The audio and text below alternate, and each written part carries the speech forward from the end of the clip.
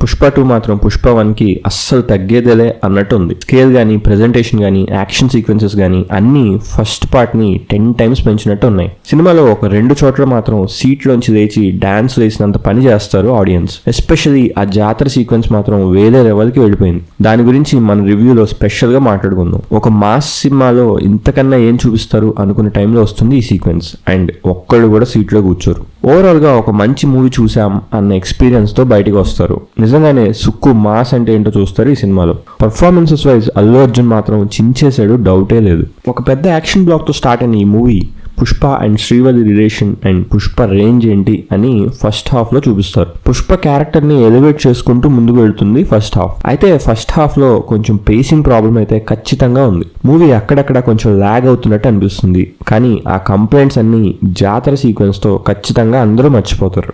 ఈ విషయంలో సుకుమార్ గారి గురించి స్పెషల్ గా మాట్లాడుకోవాలి.